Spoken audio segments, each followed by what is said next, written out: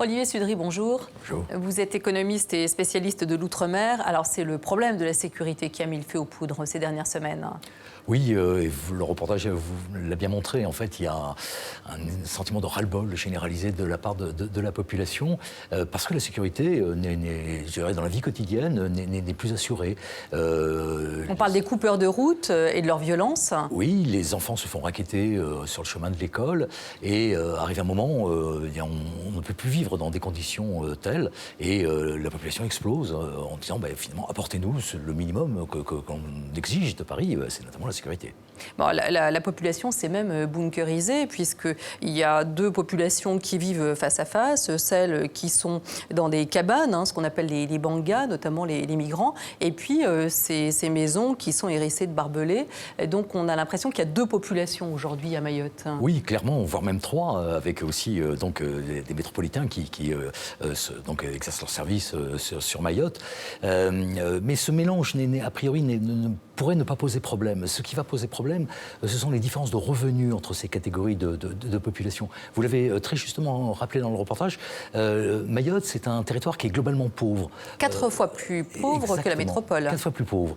80% de la population mahoraise se trouve en dessous du seuil de pauvreté. Donc, comment on en est arrivé là ? Alors, on est arrivé là parce que le développement tarde à venir, parce que les emplois sont rares. Alors, il y a des emplois dans les administrations, mais ils ne sont pas forcément accessibles aux Mahorais. Et donc, en fait, on a très clairement une insuffisance de création de richesse qui permettrait en fait à tous de vivre avec un niveau de revenu décent. Donc, 80% de la population mahoraise en dessous du seuil de pauvreté, des métropolitains qui ont des revenus tout à fait corrects, et puis, en fait, des Comoriens qui... je dirais, sont un petit peu attirés parce que si Mayotte est pauvre, Mayotte est très riche par rapport aux Comores, et ce qui explique d'ailleurs les flux migratoires. Mayotte, c'est 10 fois plus riche en moyenne que les Comores. Donc elle joue comme un aimant finalement dans la région en attirant les populations. Alors pour des raisons de migration économique, ce qui est logique, on va tenter sa chance en fait finalement quand on est Comorien, on va tenter sa chance à Mayotte. Et puis pour d'autres raisons qui sont familiales et de nationalité, on a des jeunes mamans qui espèrent venir accoucher à Mayotte de façon à ce que l'enfant qui naîtra sur le sol à ce moment-là français puisse acquérir la nationalité. Oui, alors vous parlez des jeunes mamans, c'est la plus grande maternité de France. On compte en moyenne 4 enfants par femme, donc le double de la métropole. Exactement. Donc il y a un problème démographique également ? Oui, les pressions démographiques sont très fortes.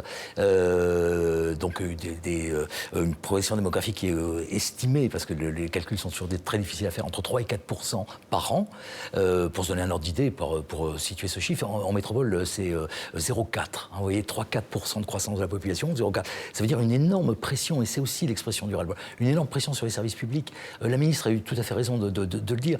On a un déficit, en fait, actuellement en matière d'éducation à Mayotte. On n'a pas suffisamment de classes, et pour combler le déficit et faire face à l'afflux de nouveaux migrants et à la progression démographique, il faudrait construire une école par jour, une classe par jour.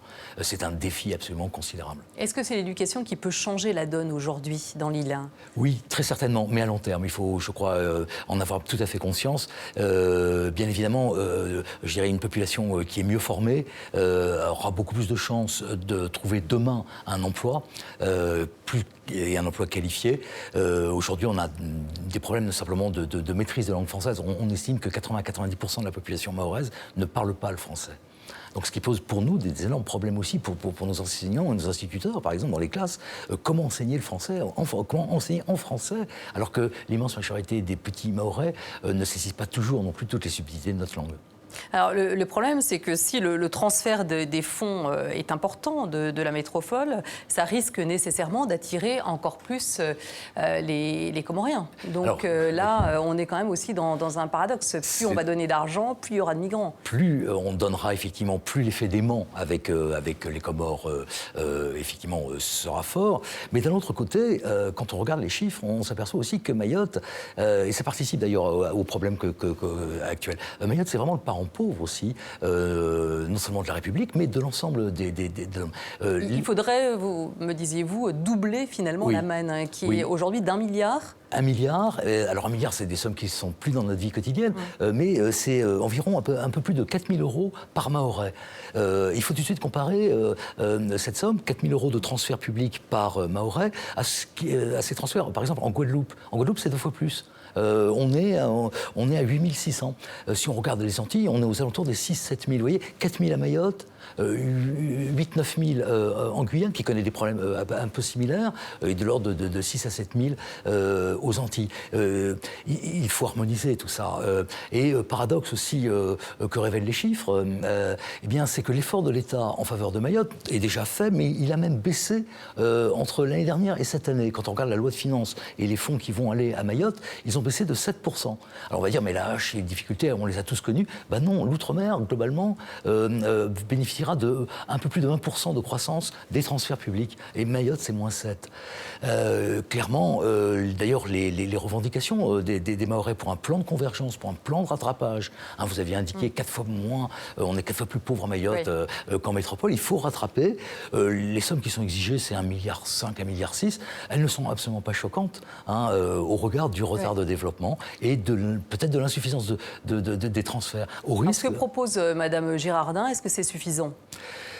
Alors le problème, c'est qu'elle se heurte aussi à une contrainte budgétaire qui est une contrainte nationale. Il faudra donner satisfaction. Il y a clairement des retards. Quand on regarde un petit peu à quoi servent ce milliard, on s'aperçoit qu'il y a que seulement 8% de ce milliard qui va à la sécurité. Or, ça, c'est une préoccupation forte des Mahorais aujourd'hui. Ils veulent plus de sécurité. Il faudra mettre plus, effectivement, de fonds en faveur de la sécurité. Et de la justice. Seulement 2% du budget outre-mer en faveur de Mayotte va à la justice. Gérer une sécurité ou une police sans justice, ça ne fonctionne pas. Donc avant toute chose, rétablir la sécurité dans les... rétablir le régalien pur, ne pas oublier l'éducation et faire en sorte aussi de favoriser le développement afin de favoriser le rattrapage. Merci beaucoup pour cette analyse, Olivier Sudry. Je rappelle que vous êtes économiste et spécialiste de l'outre-mer. Merci.